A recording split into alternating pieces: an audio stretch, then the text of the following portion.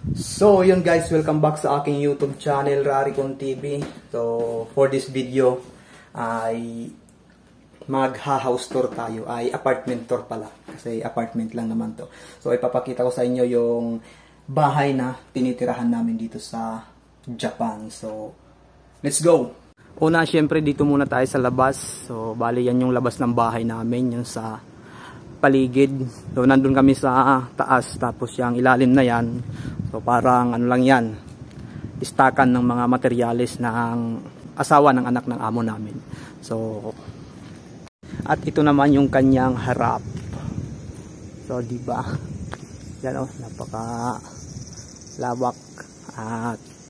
At sunod, tara, pasukin na natin yung loob ng aming apato or apartment. Siyempre, dahil nasa Japan ka, mayroong doorbell, ping-pong. At para ka makapasok sa loob, kailangan mong buksan ng pinto. At nandito na nga rin yung aming parking lot ng aming mga service. Tapos lakad ka lang ng kaunti. Liko sa kanan. Liko ulit sa kanan.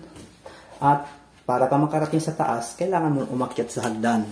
At ang aming hagdan ay mayroong 14 hakbang. Ayun yung maniwala, bilangin natin. 1, 2, 3, 4, 5, 6, 7, 8, 9, 10, 11, 12, 13, 14. O diba? May salamin dito na para sa after mag CR. Tapos yan yung CR namin. Siyempre hindi na tayo papasok doon, baka mayroong kalaban. So diretso naman tayo dito. Dito namang banda, ito ang aking mini gym. So ayan, pinagtatanggal ko muna yung iba kasi soon magiging kwarto ko to. Ayan, napakalawak. Kasi meron kaming darating na magiging kasama namin sa trabaho. So dapat ito magiging kwarto niya. Ayusin sana to. Kaso pag ginawa yon, yung aking mga gamit sa pag-workout, ilalabas. Kaya sabi ko, ako na lang ang magkakwarto dito. Yung darating na kasama namin is doon na lang sa kwarto ko ngayon. Pumayag naman yung amo ko. Kaso hindi na nga lang ni-renovate to. So numama na lang or ganito na lang din.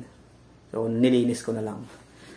Okay na rin kaysa mawalan ako ng workoutan. So ayan na nga yung ibang mga gamit. Pinaglilipat ko na dyan. Kasi 1 month na lang mag-aaral yung kasama ko. Diretso na siya dito. So dito naman tayo sa kabila. Ito naman yung kwarto namin. So, 2 kwarto yan. Nandun yung sa kasama ko. At ito naman yung sa akin. Yan, napakaliit lang na kwarto yan. Grabe ang init dito ngayon. So, ito ang magiging kwarto ng bago naming makakasama pag dumating. Tapos dito naman tayo sa kusina. So, ayan. Mga gamit. Medyo magulo, alam nyo na.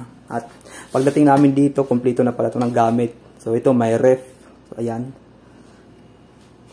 Kahit pa paano ayos-ayos din. Tapos yung mga lababo. Tapos dito sa ingan.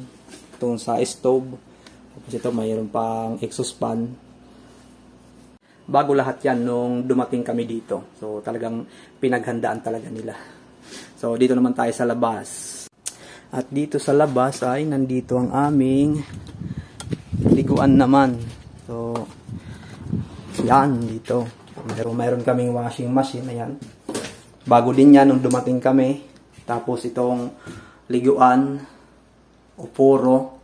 Bago din to. So, ayan. Mayroon kaming jacuzzi dyan. Oh. So, sarap magbabad dyan ngayon. Gawa napakainit. So, dito naman sa labas, yan, napakalawak ng aming beranda.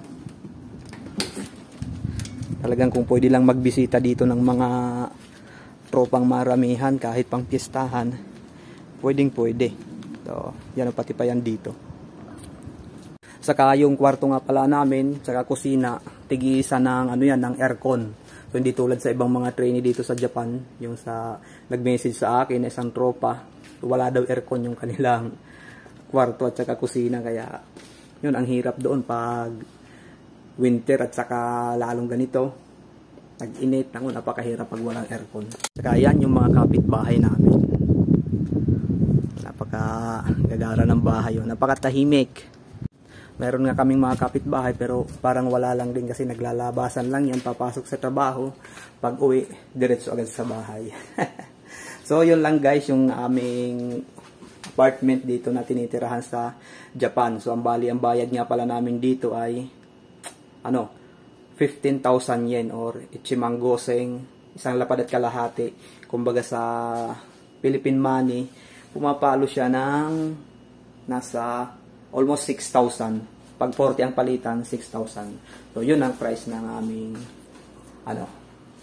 apartment na tinitirahan dito. So yun lang guys, maraming salamat. Yun lang ang pinasilip ko yung lang namin, yung apartment namin. Maraming salamat sa nanood hanggang sa muli uling vlog natin. Bye-bye!